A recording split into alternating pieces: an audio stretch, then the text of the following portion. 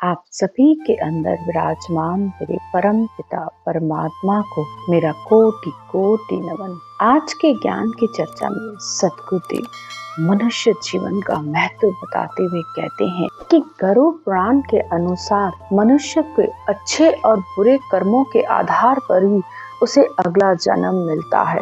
84 लाख योनियां हैं, जिसमें एक सिर्फ मनुष्य जन्म ही ऐसा है जिसमें उसे मोक्ष की प्राप्ति हो सकती है। अगर मनुष्य सोचकर समझकर सत का संग करे तो उसकी मुक्ति बिल्कुल होती है। इस बात में कोई भी अविश्वास करने वाली बात नहीं है, संशय की बात नहीं है, क्योंकि ज्ञान भी कहता है कि भाई मनुष्य जन्म मिल गया तो तुम्हें मोक्ष प्राप्ति का अधिकार मिल गया। यानी जिसे मनुष्य जन्म मिल गया उसके लिए मोक्ष तो निश्चित है, लेकिन बस आप कर्म कौन सा करते हो, कौन सा साधन अपनाते हो, किस रास्ते पर चलते हो, बस ये इस बात पर निर्भर करता है। ये आपको एक अवसर की तरह मिला है, मौका मिला है। मनुष्य जन्म सिर्फ मोक्ष प्राप्ति के लिए ही मिलता है और एक बार मिलता है 84 लाख योनियों में। पर मनुष्य इसका महत्व नहीं समझ पाता है। उसे लगता है कि किसने देखा है, स्वर्ग किसने देखा है, नर्क किसने देखा है, कौन देखकर आया है। बिल्कुल देखकर आया है। आप गरुड़ पुराण पढ़िए, नासकेत पुराण पढ़िए। नासकेत जीते जी स्वर्ग और नर्क देखकर आया है। उसने खुद अपने पुराण में लिखा है। अगर आप शास्त्रों पर थोड़ा सा भी विश्वास करते हो तो नासकेत पुराण में वह बताते हैं कि सिर्फ एक सत्य ज्ञान धारण करने पर ही इस आत्मा को मुक्ति प्राप्त होती है। तो भक्ति मार्ग सबसे श्रेष्ठ मार्ग है।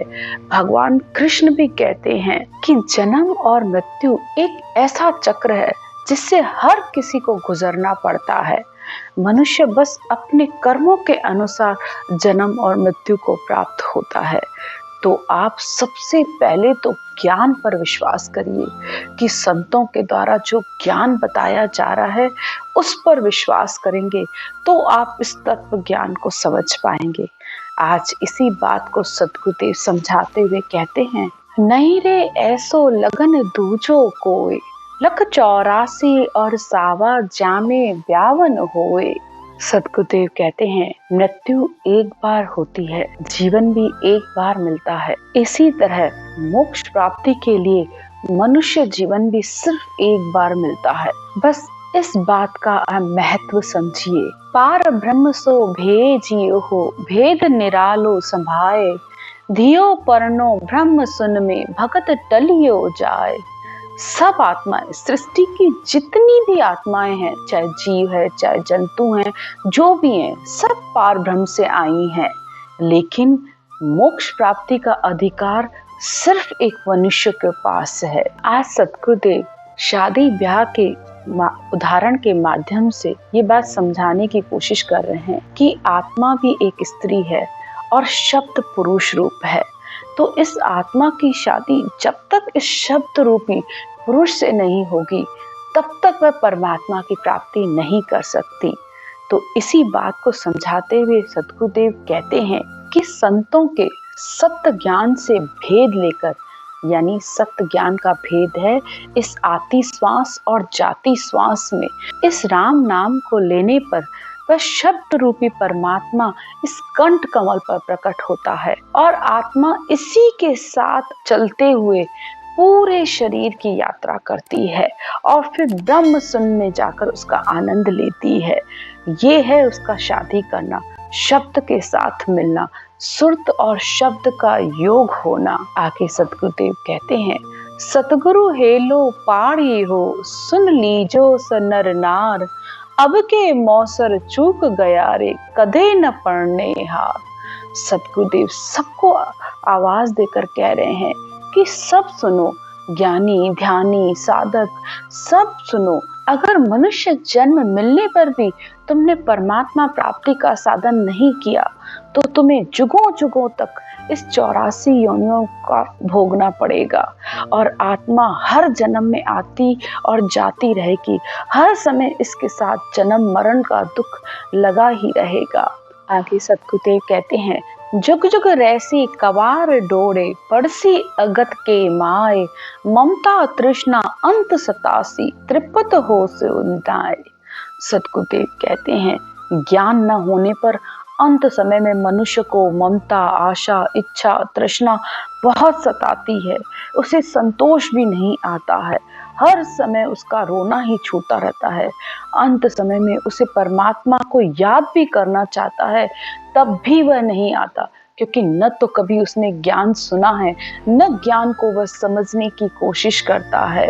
तो ज्ञान में सबसे पहले विश्वास करो और उस ज्ञान को समझो कि सत्य ज्ञान, तत्व ज्ञान मिलने पर ही मुझे मुक्ति की प्राप्ति होगी।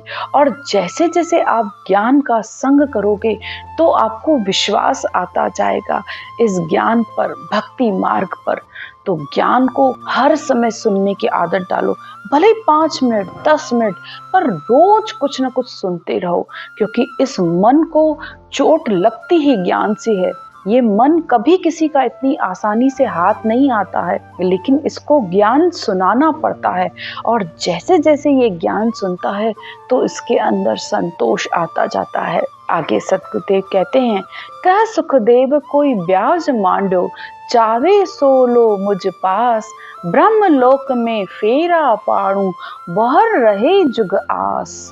सतगुरुदेव कहते हैं कि अगर तुम्हें परमात्मा प्राप्ति की अंदर से चाहना है, इच्छा है, तो इस तत्व ज्ञान को धारण कर लो, तो तुम्हें ब्रह्मलोक की प्राप्ति हो जाएगी, उस सतलोक की प्राप्ति हो जाएगी।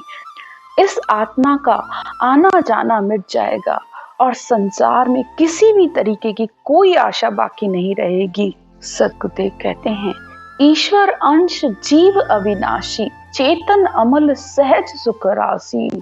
आत्मा इस परमात्मा का अंश है, वह चेतन है, अमल है, सहज है, सुख की राशि है। जब तक यह आत्मा परमात्मा में नहीं मिलती है तब तक इसे आनंद नहीं मिल सकता, तब तक ये अंत तक तड़पती ही रहती है। और जिस दिन परमात्मा में मिल जाती है तो इसको सब बंधनों से इसकी मुक्ति हो जाती है। तो आत्मा अरूप, ज्ञान भी अरूप, सत शब्द भी अरूप, इन तीनों के मिलने पर ही यह आत्मा परमात्मा में मिल जाती है। आज की चर्चा यहीं तक। राम राम।